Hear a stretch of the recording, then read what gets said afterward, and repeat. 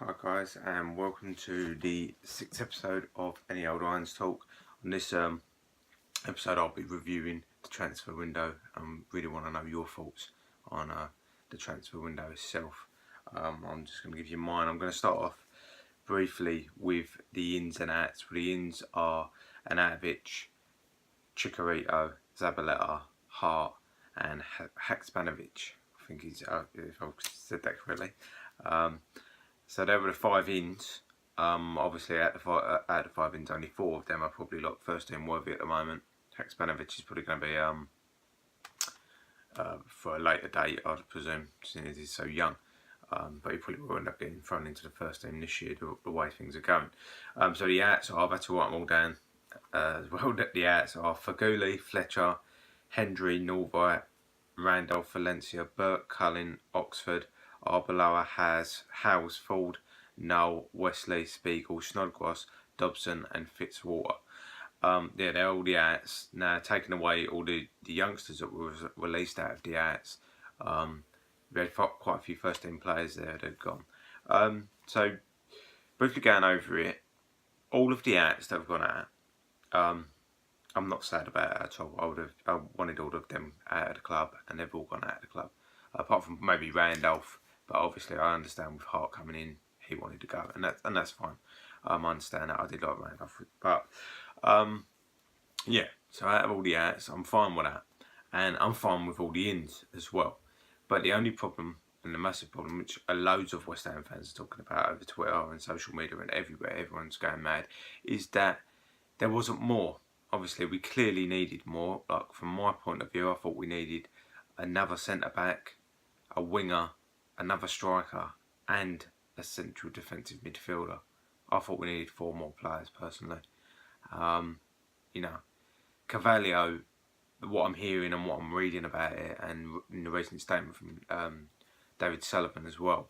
Yeah, that's just a ridiculous statement, really, that you had that long to pull it off, and now he's saying that Sporting Lisbon come back late on transfer deadline day night when Carvalho was actually playing in a international game, really well actually, but yeah, and said that we've accepted your offer, knowing that we can't do a medical, and that it all seems a bit, doesn't sound correct to me. It sounds like more lies from the board, to be quite honest with you.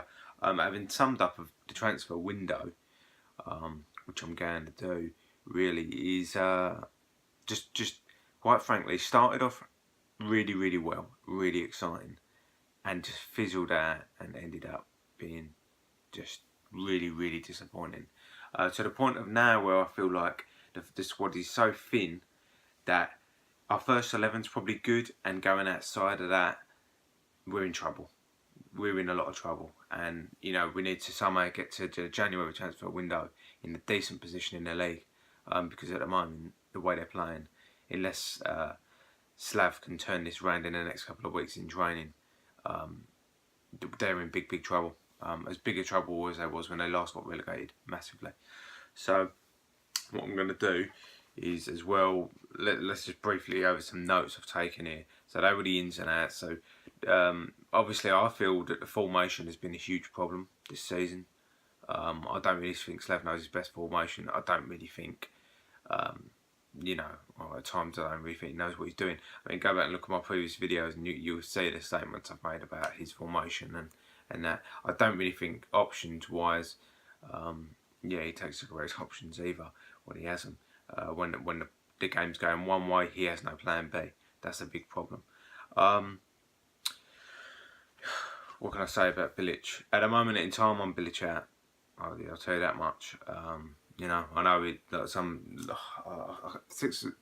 half dozen of the other. To be quite honest with you, he's going through a bit of tough time at the minute. I can see what some fans are saying, like he's getting treated out of order, which he is. But at the same time, he's still in. That was in them 3 games. He was in control, and that was absolutely rubbish. So for me, I'm Bilic out at the moment. Hopefully he can turn this round, prove me wrong. I'd like him to stay at the club. I'd like him to do well for the club. Just can't see that happening. For me, the best signing, I'm going to go for the best signing, is without that Chicharito. Amazing signing, very excited, and hopefully he's going to come good and hopefully keep us up this season, to be quite honest with you. Or keep us up until the January transfer window, and we replenish. I don't really think Bilic is going to be there come January. I think it's going to be someone else. But briefly done the squad in how it would look. So goalkeeper wise is Hart and Adrian. I think beyond that you've got Trott is another goalkeeper. I'm not too worried about the goalkeeping situation. I think that's fairly fine. I'm not really not worried about that section. On the right of the defence you've got Zabaleta and Byram. To be quite honest with you, I'm not. Zabaleta I think is a good player. Hopefully will come good. And Byram is up and coming, so hopefully we'll be okay there. Hopefully. But I've had questions about Byram sometimes. I think he gets the yellow card really easily. Just flies in on challenges. My main actual worry area is central defence, because I think with Collins, Abonga, Reed, Fonte, don't think that's even 4 good centre backs there, and I think that's a huge hole in our entire squad. So I think we're going to leak goals every game. I'll be honest with you, we're going to have to now outscore teams, which will bring me on to my next problem. But I'll just go forward with the team.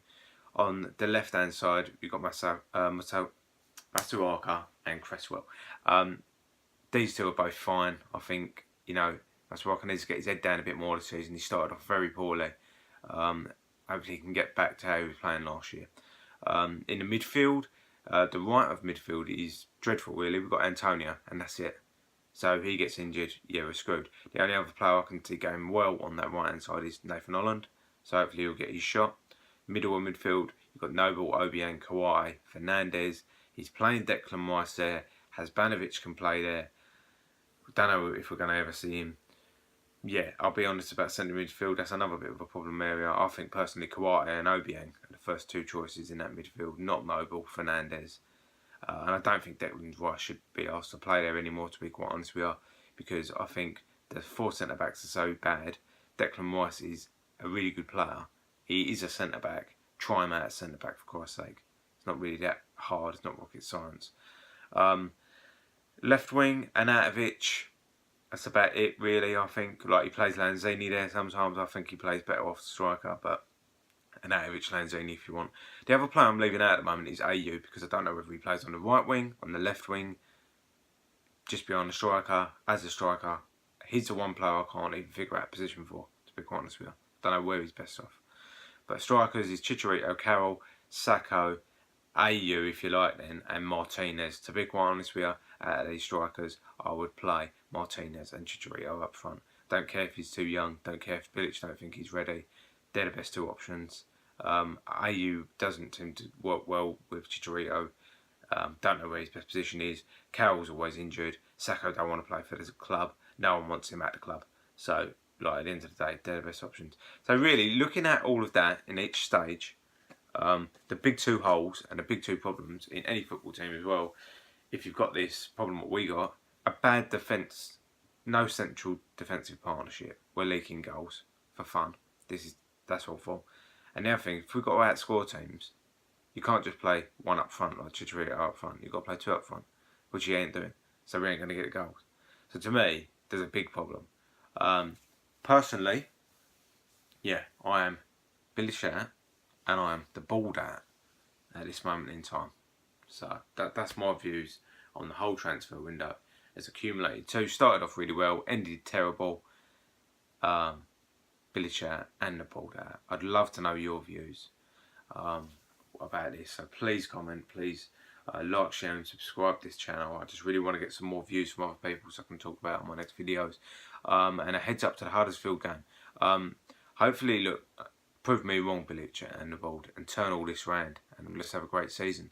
But to be quite honest with you, I can't see that happening. I see a very, very tough time for West Ham ahead. And to be quite honest with you, I'm looking at the Huddersfield game. I'm seeing Huddersfield beating us in that game. Unless we can suddenly have an amazing season at home, I think we are going to get thrashed by most of the big teams this year. It's going to be as bad as last year at home. Yeah, I'm just a bit doom and gloom about the whole thing at the minute, if you're asking me. But yeah, please like, share, subscribe to this video, and we'll try and get some comments going and some questions, and then I can answer some more for the next video. I'll try and do another one very soon. Alright, thanks a lot guys. Cheers. Bye.